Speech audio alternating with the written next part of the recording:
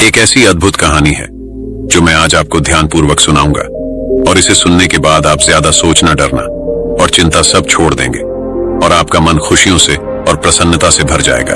तो चलिए आज की कहानी की शुरुआत करते हैं। दोस्तों, एक समय की बात है, किसी नगरी में एक युवक रहा करता था। वह युवक अत्यंत दुखी था।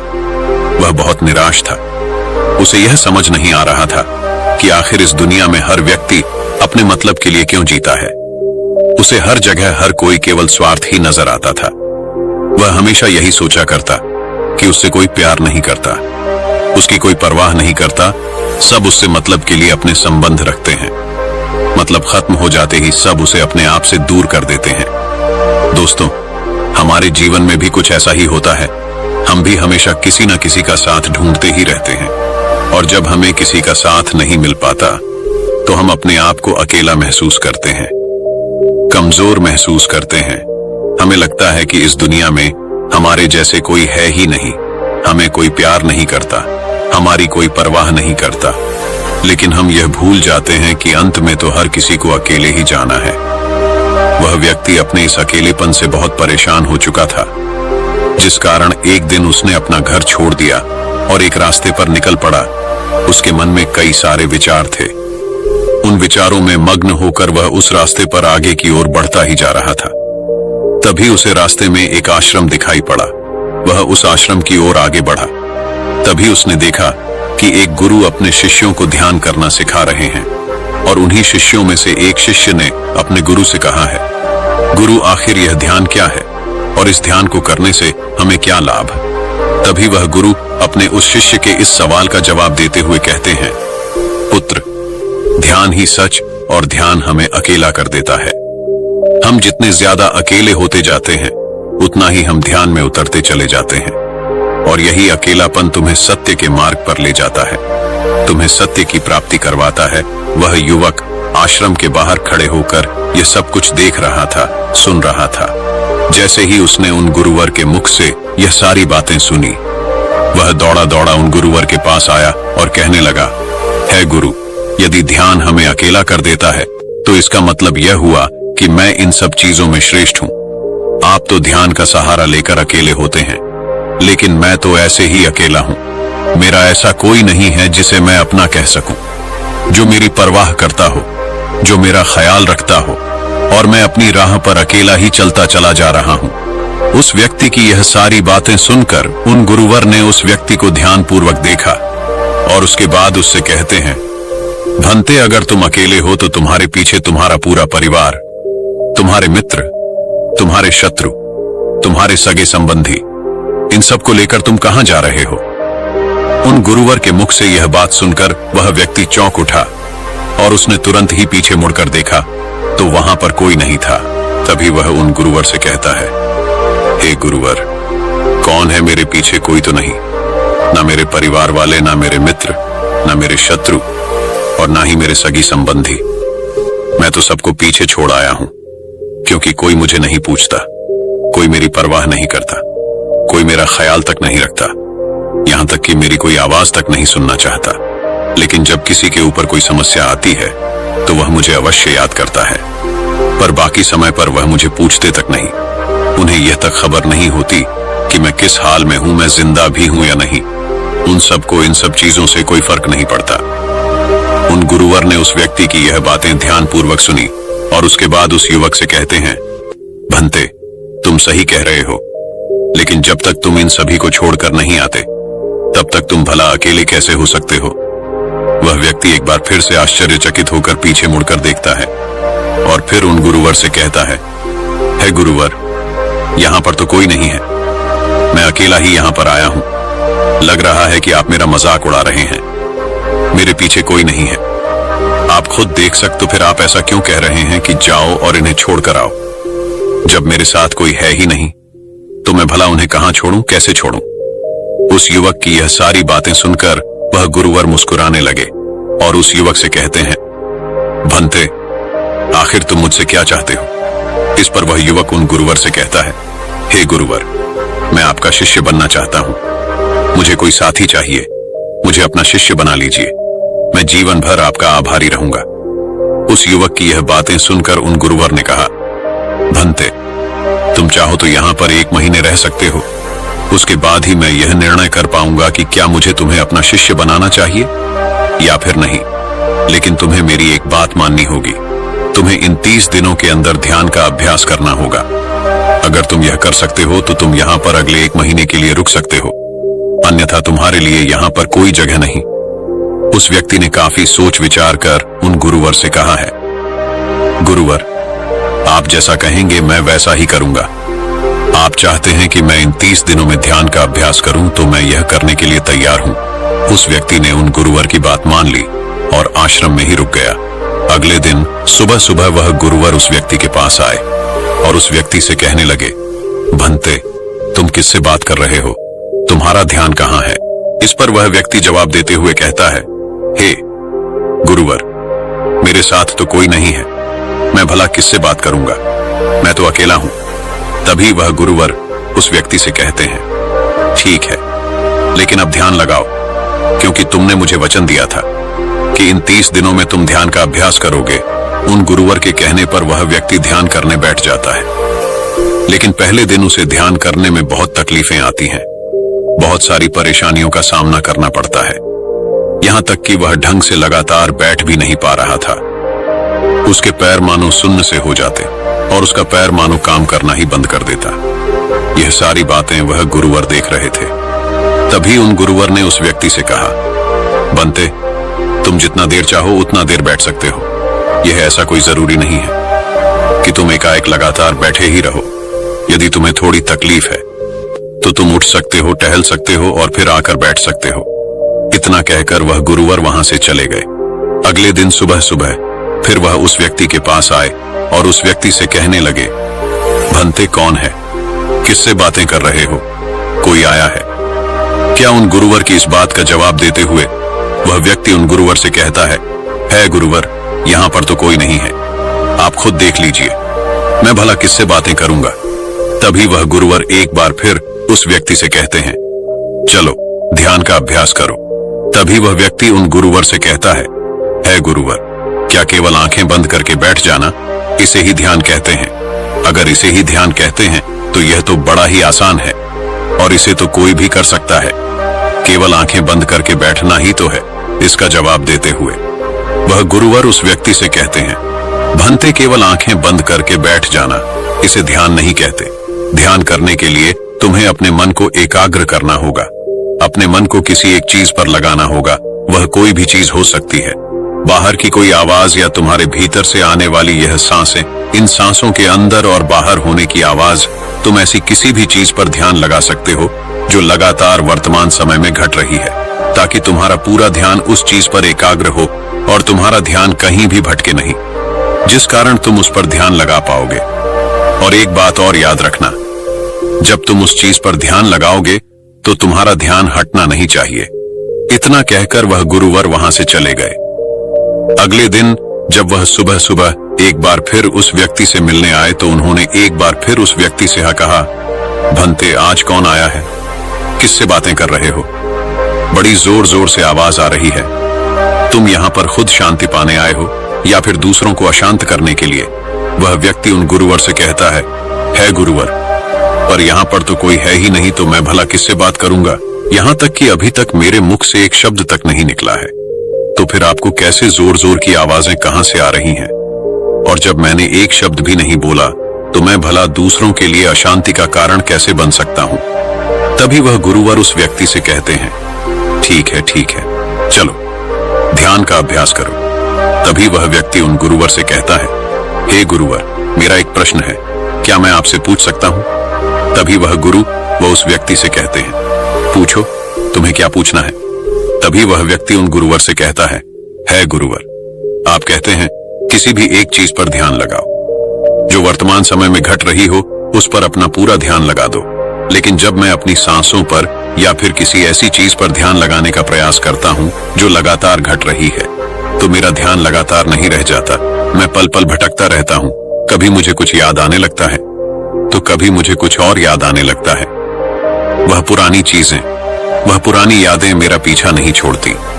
आपके कल यहाँ से चले जाने के बाद मैंने ध्यान करने के लिए बहुत प्रयास किया, लेकिन वह पुरानी यादें बार बार मुझे याद आ रही थी, जिस कारण मैं एक चीज पर ध्यान लगा ही नहीं सका। तो अब मुझे क्या करना चाहिए? उस व्यक्ति की यह सारी बातें सुनकर वह गुरु मुस्कुराने लगे और वहां से चले गए। उन गुरुवर की हंसने की वजह उस व्यक्ति को समझ नहीं आई।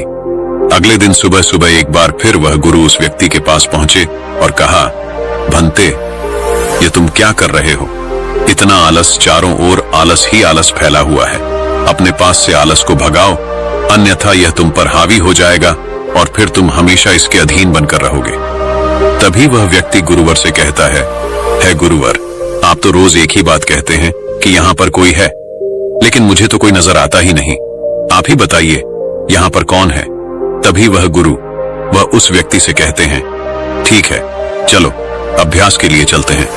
तभी वह व्यक्ति उन गुरुवर से कहता है गुरुवर, मेरा एक प्रश्न है, आपकी आज्ञा हो तो मैं आपसे पूछना चाहता हूँ। है? गुरुवर उस व्यक्ति से कहते हैं, हाँ पूछो, क्या प्रश्न है तुम्हारा? तभी वह व्यक्ति उन गुरुवर से कहता है, हे गुरुवर, आपकी कृपा से अब मैं पहले से बेहतर तरीके से ध्यान कर पा रहा हूँ, लेकिन अभी भी मुझे एक समस्या आ रही है, और वह यह है कि जब भी मैं अपनी सांसों पर ध्यान देता हूँ तो मेरा मन एकाग्र तो होता है और मैं पहले से ज्यादा और अच्छी तरह से ध्यान भी लगा पाता हूँ, लेकिन ध्यान लगाते लगाते मुझे नींद आने लगती है और मैं सो जाता हूँ। फिर उसके बाद मुझसे ध्यान नहीं हो पाता। उसके बाद केवल बस मुझे नींद ही नींद आती रहती है और मैं ध्यान की तरफ फिर अपने आप को मोड़ नहीं पाता। उस व्यक्ति की यह बात सुनकर वह गुरुवर उस व्यक्ति से कहते हैं, यह तो अच्छी बात है। इतना कहकर वह वहां से चले जाते हैं। 5वें दिन जब सुबह सुबह वह गुरुवर उस व्यक्ति के पास पहुंचते हैं तो वे कहते हैं, भंते, तुमने इतने लोगों को क्यों बुला रखा है? इतने सारे लोग तुम्हें ध्यान नहीं करने देंगे। तुमने इतने सारे लोगों को क्यों बुलाया है? इन्हें यहां से जल्दी भेजो। मुझे यह बिल्कुल नहीं पसंद। तुम तो यहां पर अकेले आए थे, जैसा कि तुमने कहा, तो फिर इतने सारे लोगों को तुमने आज क्यों बुला रखा है? इन्हें अभी के अभी वापस छोड़कर आओ। तभी वह व्यक्ति उन गुरुवर के बारे में मन ही मन ये सोचता है कि लगता है गुरुवर पागल हो चुके हैं। जब भी रोज आते हैं तो हमेशा एक ही बात कहते हैं कि यहाँ पर कोई है, लेकिन मुझे तो कोई नजर ही नहीं आता। बड़ी विनम्रता से उन गुरुवर से कहा है, गुरुवर, शायद आपकी आंखें जो देख पा रही हैं वह मैं नहीं देख पा रहा हूँ। मुझे तो यहाँ पर कोई नजर नहीं आता, फिर आपको कैसे यहाँ पर लोग ही लोग नजर आ रहे हैं? फिर गुरुवर उस व्यक्ति से कहते हैं, अच्छा ठीक है, चलो अब ध्यान का अभ्यास करते हैं। तभी वह व्यक्ति उन गुरुवर से कहता है गुरुवर, मुझे ध्यान के वक्त नींद आती थी, जैसा कि मैंने आपको बताया था। उस पर तो मैंने नियंत्रण पा ली, लेकिन अब जब भी मैं ध्यान करने बैठता हूँ, किसी एक चीज पर अपना ध्यान केंद्रित करता हूँ, तो मेरे मन में विचारों का सैलाब होता है, मानो विचारों की बांट सी आ जाती है। इतने विचार तो आंख खोलकर भी मैंने कभी नहीं देखे होंगे, जितने की आंखें बंद करने के बाद मुझे नजर आते हैं। और इन विचारों में कुछ ऐसे विचार भी मेरे मन में आते हैं जिनके बारे में आज तक मैंने सोचा तक नहीं है। मुझे उनके बारे में कुछ भी नहीं पता, यह सब क्यों हो रहा है? गुरुदेव उन गुरुवर ने उस व्यक्ति की यह बात सुनकर उस व्यक्ति से कहा, अच्छा ऐसा हो रहा है। इतना कहकर वह गुरुवर वापस चले गए। अगले दिन सुबह सुबह वह गुरुवर एक डंडा लेकर उस युवक के पास पहुंचे और एक डंडा जड़ते हुए उस युवक से कहते हैं, मैंने तुम्हें पहले ही कहा है, इतने सारे लोग मुझे पसंद नहीं, तुम्हें इन्हें छोड़कर आना होगा। आखिर तुम रोज रोज इन्हें क्यों ले आते हो? इतनी भीड़ इकट्ठा करके तुम्हें क्या लाभ? आज के बाद यह यहाँ पर नहीं आने चाहिए, इस बात का ख्याल रखना। यदि आज के बाद यहाँ पर कोई भी नजर आया और तुम्हारी बकबक मुझे सुनाई पड़ी तो मैं तुरंत ही तुम्हें इस आश्रम से निकाल दूंगा। तभी वह व्यक्ति बड़ी विनम्रता से उन गुरुवर से कहता है गुरुर, मुझे तो यह समझ नहीं आता कि मुझे कोई नजर ही नहीं आता, लेकिन आप रोज एक ही बात कहते हैं कि यहाँ पर मैंने भीड़ इकट्ठी कर रखी है। जिन लोगों को भी मैंने लाया है उन्हें मुझे छोड़कर आना होगा, लेकिन मैं आपसे हर रोज एक ही बात कहूं कि मुझे कोई नहीं नजर आता, ना ही मुझे कोई यहाँ पर दिखाई पड़ता है और ना ही मैं अपने मुख से एक शब्द भी निकालता हूँ, लेकिन फिर भी आप कहते हैं कि आपको लोगों की आवाजें सुनाई पड़ रही हैं। तभी वह गुरुवर है उस व्यक्ति की इस बात का जवाब देते हुए कहते हैं, क्या तुम्हारे मित्र, तुम्हारे परिवार वाले, तुम्हारे सगे संबंधी, तुम्हारे शत्रु, तुम्हारी इच्छाएं, तुम्हारी वासना, यह सब क्या तुमसे मिलने नहीं आते? वह व्यक्ति उन गुरुवर से कहता है, नहीं गुरुदेव, मुझसे कोई मिलने नहीं आता। मैं तो यहाँ पर अकेला ही आया था और अभी भी मैं अकेला ही हूँ, मेरा कोई नहीं। तभी वह गुरु क्रोधित होकर उस झंडे से उस व्यक्ति पर एक और प्रहार करते हैं और कहते हैं, अभी बैठो, अभी ध्यान लगाओ, और यदि तुम्हारे ध्यान में कोई भी आता है तो मुझे बताओ। वह व्यक्ति उन गुरुवर की बात मान लेता है और तुरंत ही ध्यान करने बैठ जाता है। कुछ देर तक तो वह काफी शांत रहता है, लेकिन कुछ देर बाद ही वह उन गुरु से कहता है गुरुदेव, मेरा भाई मुझसे मिलने आया है, साथ में मेरे पिताजी भी हैं। दोनों बहुत दुखी हैं क्योंकि मैं उन्हें छोड़कर यहाँ जो चला आया हूँ, मेरे भाई की तबीयत भी कुछ ठीक नहीं लग रही। वह मुझे बुला रहे हैं। मेरे बड़े भाई की पत्नी अर्थात मेरे भाभी मेरे बड़े भाई के साथ अच्छा व्यवहार नहीं कर रही, और तो और मेरी प्रेमिका भी आई हुई है। वह मुझसे पूछ रही है कि क्या तुम मुझसे शादी करोगे या फिर मैं किसी और से शादी कर लूं। वह भी बहुत दुखी नजर आ रही है। और इतना ही नहीं, मेरे कुछ मित्र भी पीछे खड़े हैं जिनसे मैंने कुछ कर्ज लिए थे। आज वह मुझसे अपना कर्जा मांगने आए हैं। मुझे धोखेबाज कह रहे हैं, मुझे अपशब्द बोल रहे हैं, और वह साथ में मेरे कुछ शत्रुओं को भी लाए हैं। लेकिन मेरे शत्रु मुझे मारना नहीं चाहते। वह तो यह कह रहे हैं कि तू तो पहले से ही मरा हुआ है, तुझे और क्या मारना। इतना कहकर वह व्यक्ति कुछ देर के लिए शांत हो गया, लेकिन उसी के बाद फिर कुछ देर बाद वह एक बार फिर से उन गुरुवर से कहने लगा, है गुरुवर, अब मेरे पास एक बहुत बड़ा घर है, इसे मैंने खरीद लिया है। मैं, मेरे पिता, मेरी माता, मेरा भाई, मेरी भाभी, सभी इसमें बहुत मिलजुल के रह रहे हैं। हम बहुत खुश हैं। मैं अब अपने मित्रों से अत्यधिक अमीर हूँ। मेरे पास बेशुमार धन दौलत है, और तो और मैंने अपनी प्रेमिका से शादी भी कर ली है और इसका जश्न बना रहे हैं। इतना कहकर वह व्यक्ति एक बार फिर शांत हो गया, और फिर कुछ देर बाद और फिर एक बार उन गुरुवर से कहता है गुरुवर, मुझे कोई मारने का प्रयास कर रहा है। लगातार वह मुझ पर प्रहार कर रहा है। मैं उसका चेहरा देखने का प्रयास कर रहा हूं, लेकिन मुझे उसका चेहरा नजर नहीं आ रहा। इतना कहते कहते वह उन गुरुवर से कहता है, गुरुदेव, यह तो आप हैं जो मुझे मार रहे हैं, और यह भी कह रहे हैं कि इतनी भीड़ को लेकर क्यों आए हो और इन्हें लेकर कहां जा रहे हो। मेरे साथ तुम्हें अकेले ही चलना होगा। इतना कहकर वह व्यक्ति ध्यान से उठ गया और उनको रुके चरणों में गिर पड़ा और उनसे कहने लगा, हे गुरुदेव, आप सही थे। आप जो हमेशा कहते थे कि इस भीड़ को लेकर मैं कहां जा रहा हूं। आप हमेशा यही कहते थे कि इन सबको छोड़कर आओ, लेकिन मुझे कोई नजर नहीं आता था। लेकिन आज मैंने उन सबको देख लिया जिन्हें मैं अपने साथ लेकर आया था, जिन्हें मैं अपने साथ लेकर घूम रहा था। हर कोई मेरे साथ ही है, मेरे पास है, लेकिन मैं यह सोच रहा था कि आखिर मैं इतना बेचैन क्यों हूं और मेरी बेचैनी की वजह क्या है। उस व्यक्ति की यह सारी बातें उन गुरुवर ने ध्यानपूर्वक सुनी, और उसके बाद वह वहां से चुपचाप उठकर चले गए। उसके बाद से वह गुरुवर उसके पास कभी नहीं आए, लेकिन वह व्यक्ति हर रोज ध्यान का अभ्यास कर रहा था। और पूरे 1 महीने बाद जब वह उन गुरुवर के पास पहुंचा तो उन गुरुवर से कहने लगा, है गुरुवर, जैसा कि आप कहते थे कि मैं हमेशा अपनी भीड़ को अपने साथ लेकर घूमता हूं, तो आज मैंने उस भीड़ को विदा कर दिया है और अब मैं बिल्कुल अकेला हूं। मेरे साथ कोई नहीं, मेरे साथ आप भी नहीं है। यहां तक कि मैं खुद अपने साथ नहीं हूं। मैं एक परम शांति महसूस कर रहा हूं। अब मुझे ऐसा प्रतीत होता है कि अब मेरे जीवन में कोई समस्या नहीं है, कोई समाधान नहीं है। मैं बहुत हल्का महसूस कर रहा हूं, मैं बहुत अच्छा महसूस कर रहा हूं, और इस शांति में जो आनंद है, इसका क्या कहना। तभी वह गुरुवर उस व्यक्ति से कहते हैं, भंते, अगर तुम चाहो तो इस अकेलेपन को लेकर तुम अपनी दुनिया में वापस जा सकते हो। अब व्याधि तुम उस संसार में वापस भी लौट जाओ। भले ही लोग तुम्हारे आसपास क्यों ना रहे, भले ही पूरी भीड़ तुम्हारे साथ क्यों ना रहे, लेकिन फिर भी तुम अकेले ही रहोगे। फिर चाहे वह तुम्हारे रिश्तेदार हो, सगे संबंधी हो, परिवार वाले हो, तुम्हारे मित्र, तुम्हारे शत्रु, तुम्हारी भावनाएं या फिर तुम्हारी प्रेमिका, इन सब के साथ रहकर भी तुम पूर्ण रूप से अकेले ही रहोगे।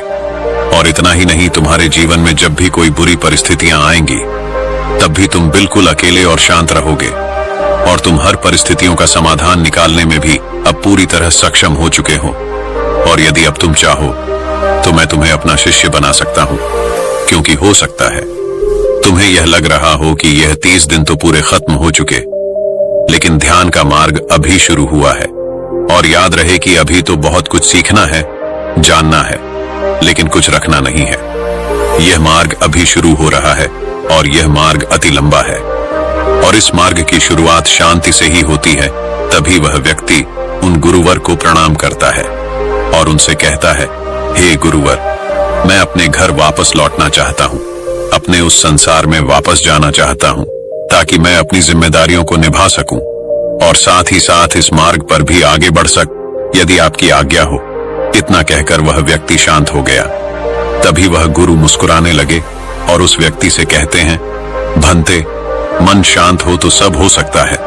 तुम संसार में रहकर भी अकेले रह सकते हो, लेकिन एक बात याद रखना कि हमें सीखना बहुत कुछ है, जानना बहुत कुछ है, लेकिन रखना कुछ भी नहीं। अब तुम जा सकते हो, तुम्हारा कल्याण हो। तो दर्शकों, चलिए अब ज्यादा सोचने के ऊपर अगली कहानी की शुरुआत करते हैं।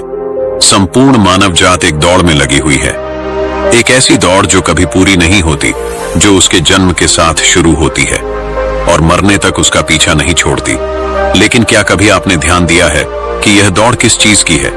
जरा ठहर कर खुद से पूछिए कि आप किसके पीछे दौड़ रहे हैं, और वास्तव में क्या यह दौड़ कभी पूरी हो सकती है? जिन भौतिक सुख सुविधाओं को इकट्ठे करने में इंसान लगा रहता है, क्या वास्तव में वह भौतिक सुख सुविधाएं उसे शांति या फिर आनंद प्रदान कर सकती है?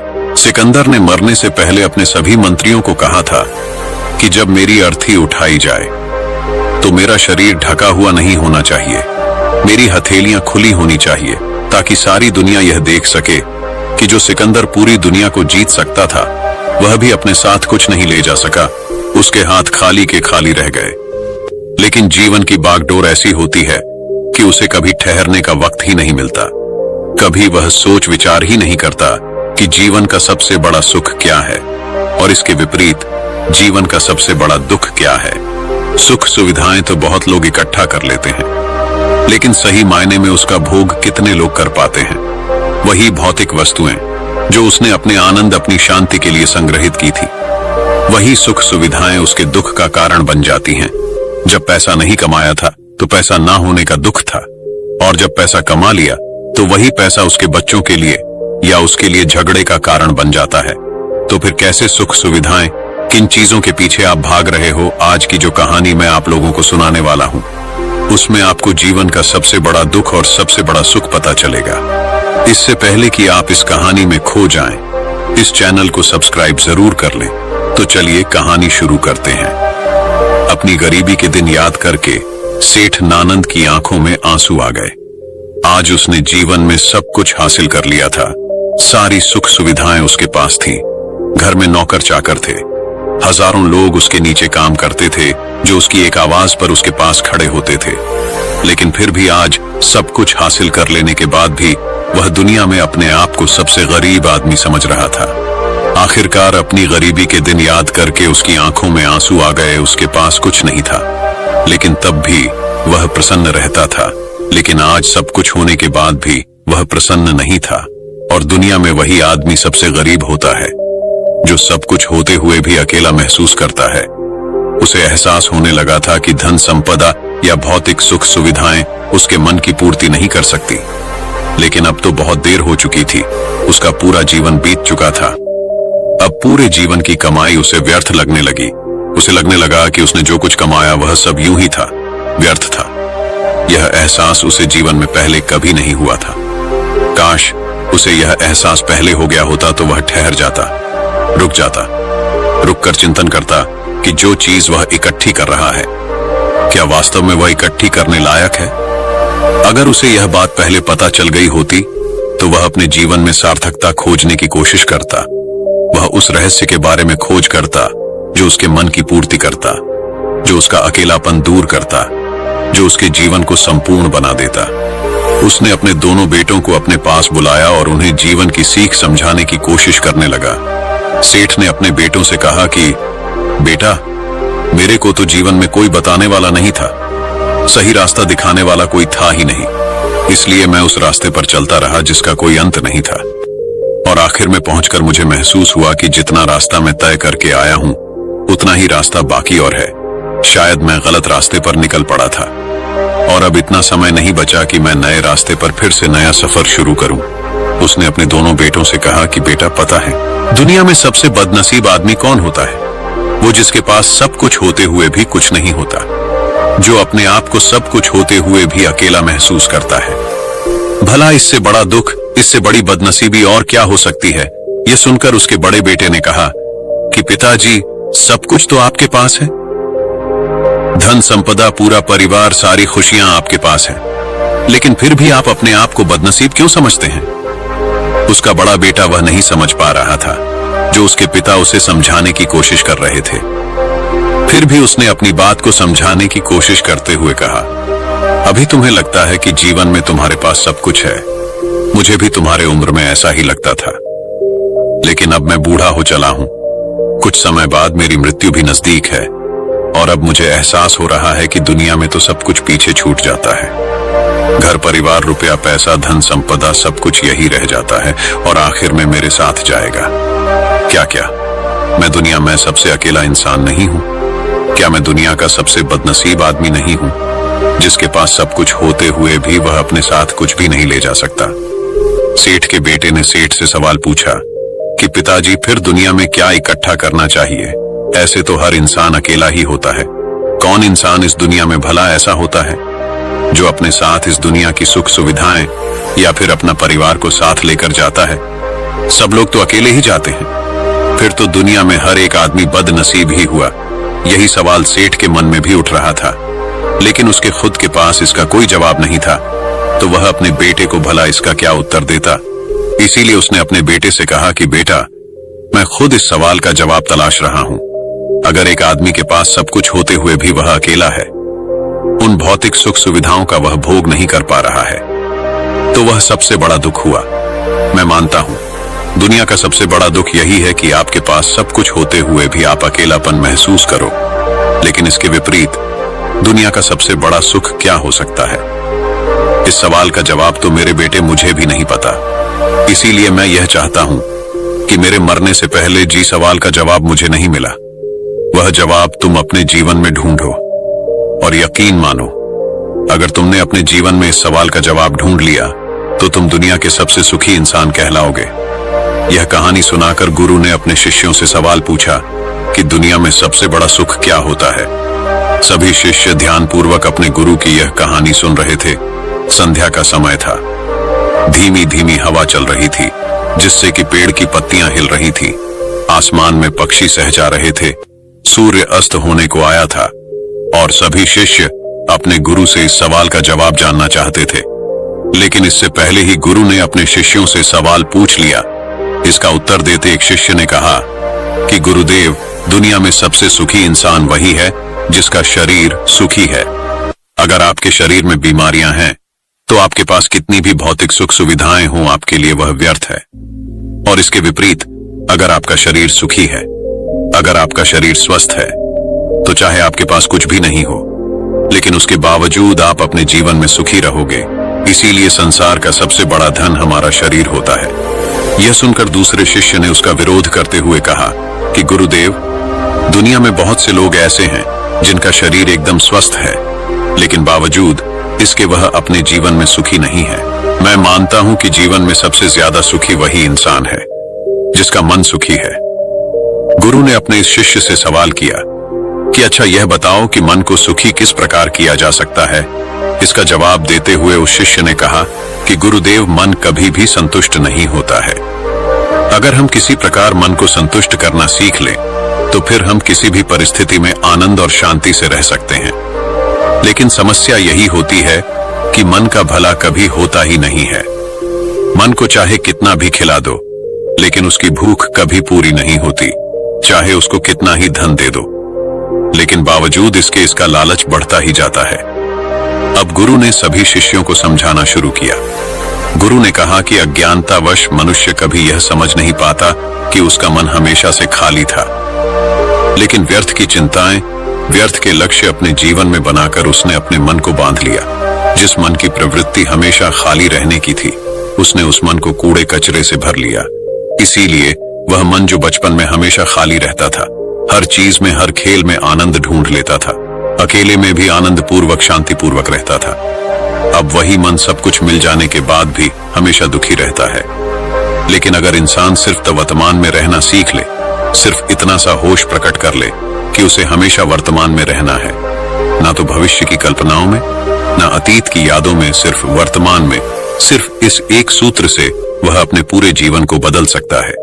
वर्तमान में रहकर सभी सूक्ष्म सुविधाओं का भोग करना, पूर्ण होश के साथ, पूर्ण आनंद के साथ हर एक चीज का भोग करना, सिर्फ यही जीवन को सुखी बना सकता है। हम हर चीज को, हर काम को, हर रिश्ते को आधे अधूरे मन से निभाते हैं। जैसे कि खाना खाते समय हमारा दिमाग कहीं रहता है, हमारा शरीर कहीं रहता है, और इसीलिए जब शरीर और मन में दूरी पैदा होती है तो उससे तनाव पैदा होता है। अगर आपका शरीर और आपका मन और मस्तिष्क सभी एक जगह पर संगठित होना सीख ले, तो फिर आप अपने जीवन में उस शांति, उस आनंद का एहसास कर पाएंगे जो बड़े बड़े योगी पहाड़ों में तपस्या करके प्राप्त करते हैं। लेकिन इसके लिए जीवन में ज्ञान के प्रकाश का उदय होना बहुत आवश्यक है, क्योंकि अज्ञानता में आप अपने मन को कभी नहीं समझ पाएंगे। मन को समझना इस दुनिया का सबसे कठिन कार्य होता है।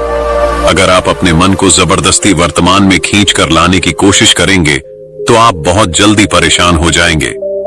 यह कार्य बड़े धीरे धीरे, बड़ी निष्ठा और प्रेम के साथ किया जाता है, बड़े संयम के साथ किया जाता है। अगर आप इसको जबरदस्ती करने की कोशिश करेंगे तो आप तनाव में आ जाएंगे, आप बहुत जल्दी हार मान लेंगे। इसलिए कदम कदम पर आगे बढ़ा जाए, तब मंजिल सामने ही है। और यह कहकर गुरु ने सभी शिष्यों से कहा कि अब हम ध्यान करेंगे।